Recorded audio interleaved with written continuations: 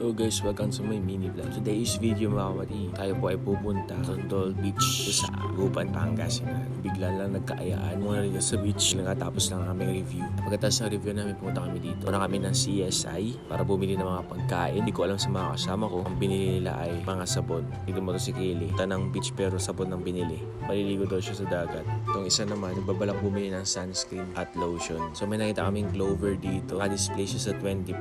Nagulat na lang yung kasama ko. 50+ pala ito. Tapos sa Christian, gulat ako sa grocery niya. Pang sari-sari store mga kapatid. So yun, nakabili kami ng pagkain. Isa naman sabon pa lang hawak-hawak. Lahat ng balak bumili ng pagkain. Dito tumingin kami ng mga pagkain. Tubig. Ewan ko ba bakit frozen food yung nakikita namin dito. Hindi mo kami magluluto doon.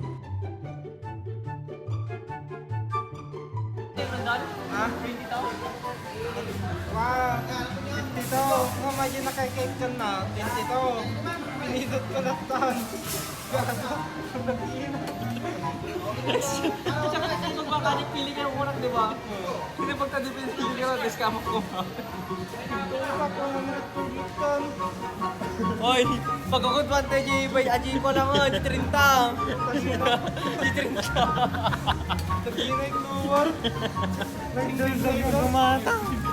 Tagmanay kasi mo na 23. 19 supply. 23. Pwede balik yan. Anong mga pwede? Pwede. Piman na kita yung absa. Isa lang kasi tsari akat 50 peso na tinaala na. Bilang ti Mariano ni Murido doon nagawi din. Lumipat kami sa ibang mall, bumili ng mga drinks dahil doon nakita ni Enzo yung kanyang bilhin. Then nagbound din ako ng tubig so hindi malamig. Kaya nilagay ko sa freezer sandali habang nagpapahangin. Aesthetic yan. Yan guys, on the way na kami sa dagat. Pupunta kayo dito ay 15 pesos ang pamasahe mula sa University of Luzon papunta doon sa Tondalian.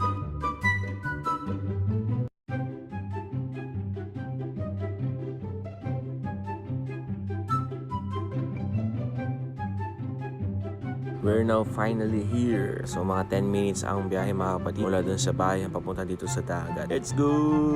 Yan. So meron ding masakayan dito. At gabing-gabi na kayo ay makakarauwi pa rin kayo mga kapatid. Punta namin sa dagat. Yeah. I love the atmosphere, the weather. Ang dami mga street foods dito na pwede mabilhan. May mga karakara, ares. Also meron din mga unlimited rice. May kape din dito mga kapatid. Marami siyang mga choices. Marami yung mapagpipilian dito na pagkain. Pero mas maganda magbaon na lang kayo mga kapatid. Kasi medyo mahal din. Sakto lang naman. Yan. Pinifeel muna namin yung atmosphere. Naghanap kami ng lugar na magtatambayan sandali. And ayun, nakaratar kami ng spot ng pagtambay. Napag din namin mga fruits, drinks, and ayan, kain-kain muna kami mga enjoy the view, the weather, and also the moment.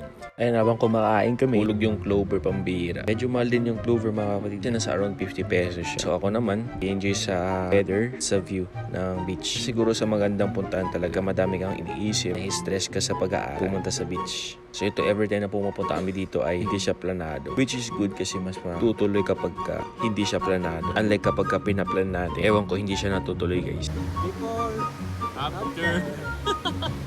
So habang naglalakad kami, wala yung pack ng tsinelas ni Ned. Ewan ko ba. Hindi ko rin alam kung ba't nila hinahanap. Napakalawak ng dagat guys. Ito yung hinahanap nila pa effort. Yung effort ba? Kaya natanggal guys. Sabi ko no, may heels dun no. Dala mo na gamitin niya. Habang tumatambay kami, ayan, nanood kami ng mga bata sa surfing. Nakakaingit. Sorry matry. Pero hindi tayo marunong. Tamang nood-nood na lang tayo dito. And hoping sana matry din natin to soon. Kung nakatambay kami dito at pinapanood sila, pinapanood din namin yung sunset. 30s, uwi na rin kami.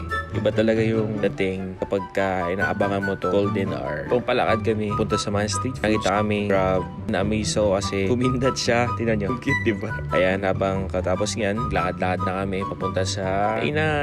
Nag-enjoy lang namin yung yung weather, yung view. Ang sarap talaga. Iba talaga yung dating beach therapy pa. Ganon.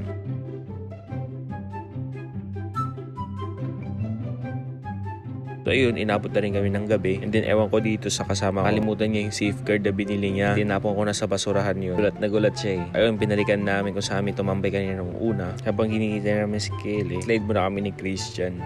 Matagal-tagal na rin namin hindi na-experience to. Of course, enjoy life. Nahanap niya na yung mahiwag. Safeguard. Fresh from basura.